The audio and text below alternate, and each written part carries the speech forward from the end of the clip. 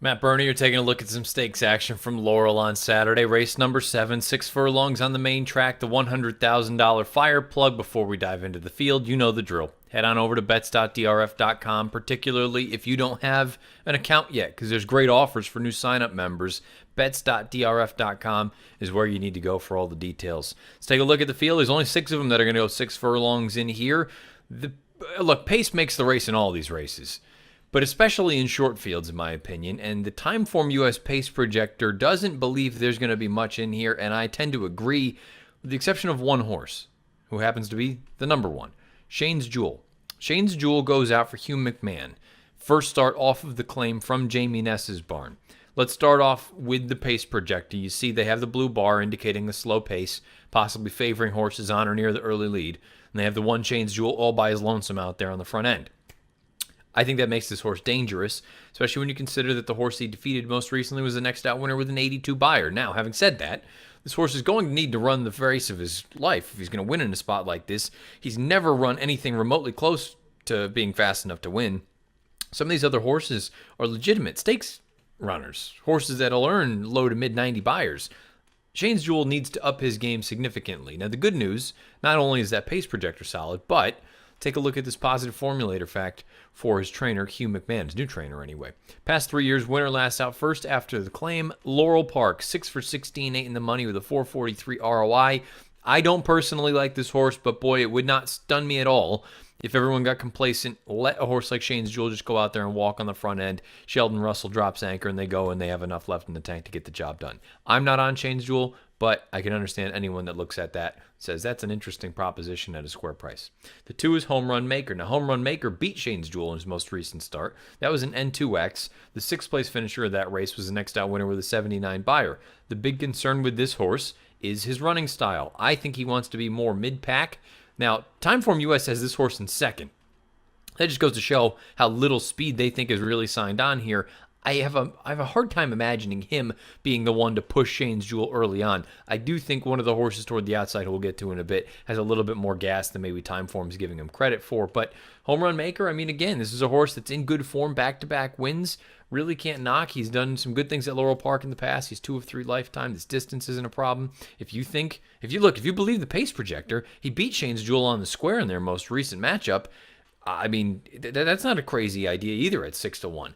I don't like him. I don't like either one of the inside 2 horses. I think they're a little bit pace and class compromised, but at the same time, I shouldn't say pace compromised, class compromised. But again, at bigger numbers in a 6-horse field, they're at least intriguing. The 3 is Doucher. Now, Doucher goes out for Mike Maker. For the longest time was with Linda Rice in New York, and he ran some big races. He was a stakes winner. He won the Gravesend in 2017. His 2018 campaign was very abbreviated. They only got to run him 3 times, twice in graded stakes company. He finished second in the Tom Fool. Then he came back. He was 7-1 in the Carter this past year. Army Mule pounded that entire field. I'm not going to hold that against him. But he was gone for a long time. Didn't come back until just before Christmas. Goes out first time for Mike Maker. Puts in a little bit of a belated run. You would like to think second off the bench he is going to be tighter and closer to the best version of Doucher. He's another one, though. He's kind of that one-run closer, and he needs some pace to run at. I think if you do like him, though, it's at least heartening to see that race from December 14th of 2017, before he won that Gravesend earlier in the week. He was relatively close to what Timeform US has color-coded early on as a red pace, so maybe there's a scenario where he can be used a little bit and be a little bit closer to the front end. I'd be using him underneath, probably second or third in here. The 4 is Measured. Another Hugh McMahon entrant in here. This horse is a one-run closer. His most recent run, though, he was very, very close to the pace, but that was more a product of that slow pace that was signed on. Blue fractions all throughout. That was also at a mile. Now you're going to turn back to the 6 furlong distance. I just look at it and say, I think he's a little bit class compromised. And from a speed figure standpoint, he has a couple of buyers that are relatively close to what I think it'll take. He just still looks a little bit on the slow side. The 5 Cautious Giant is the morning line favorite at odds of 2-1 for Kieran McGee. Most recently earned a 96 buyer in the Dave's Friend. Finished 4th that day, beaten by a length and a half. That was his first start going out from McGee. I'm familiar with this horse when he was in Southern California. I think he's done some good things.